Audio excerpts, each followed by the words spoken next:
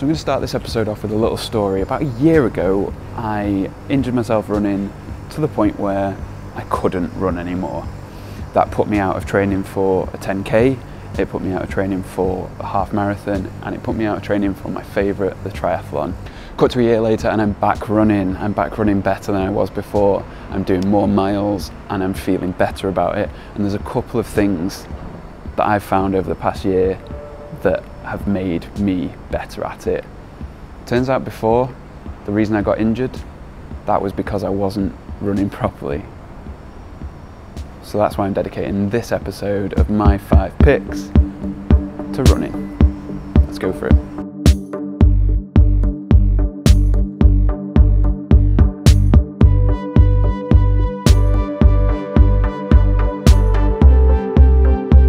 So the first thing is my favourite YouTube channel. It's one that's been a favourite of mine for quite some time. It's been off air and kind of on and off recently.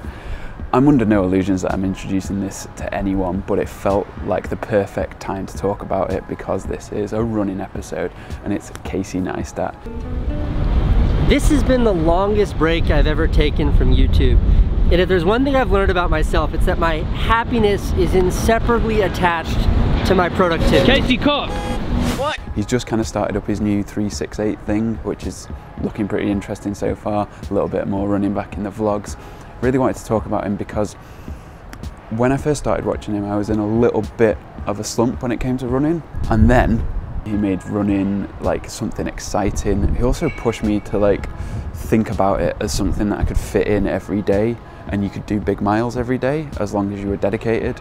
It's a great channel. It's always worth a watch. It's always really funny. I love going back and just like watching the odd back episode that like pops up at the side, just because I really love when Candice is in the vlogs and when Franny's in the vlogs. Really, really enjoy that.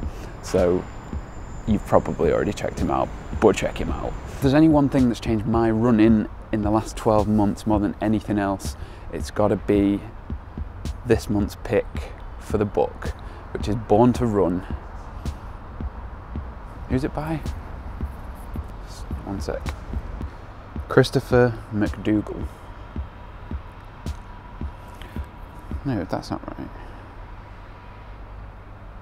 Yeah, Christopher McDougall. So basically this book is about how this one fella had a little bit of an injury that was similar to mine, I guess. He was told that he probably shouldn't run anymore and maybe he needed some surgery, which is exactly where I was. What he did was he was like, no, people have been running for years, like running's fine, must be. So he went and sought out this tribe and he talks in small stories about other runners who've overcome great difficulties. I was really unsure about this book at first because I got it as an audiobook and I pressed play as I set off on a run, one of my first runs back after getting the all clear to be able to go running again. And he basically talks for the first couple of chapters, I guess, about how everyone who runs gets injured and it seems like we're really badly designed for running, but over the course of it, it emerges that basically we're like the perfect long distance running machines. And it's just really good to get that sort of validation that you don't need like super expensive gear, you don't need to have a gym membership and do like crazy personal training drills. You can just get out there and go running and you can just keep on going. I don't really feel like there's much that I can say about running apps. I've tried a lot of them, but they're all pretty much the same. They all fail in the same kind of ways and they all succeed in the same kind of ways. I used Runkeeper for years and in recent years it's been all about Nike Run Club. That's the one I pick, but Strava is also good and I'm sure there's others out there that work really well. So it's kind of hard to say for this one, but Nike Run Club is the one for me. So I only came across this article last night, but it's really interesting. It's on Kit Collective, I'll link that below. And it's not about how to run, it's about how to enjoy running. And actually it's kind of the reason that this video is completely about running today, because I didn't used to love running, but now it's my favourite kind of exercise.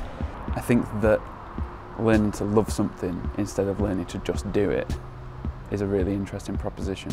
And finally, my favourite things. So when I realised that strengthening my knees was probably the best way to go to combat this injury, I decided to buy like a yoga mat and some kettlebells, some weights, that kind of thing, and basically just found YouTube channels that were teaching people how to overcome knee injuries and stuff like that. The other thing that I bought, which, did I really buy it? I didn't really buy it, it was kind of given to me by the doctor, but it's something you can buy, is a reusable ice pack, because after really, really long runs, you want to gently, only gently, ice problem areas like your knees if they're causing you pain.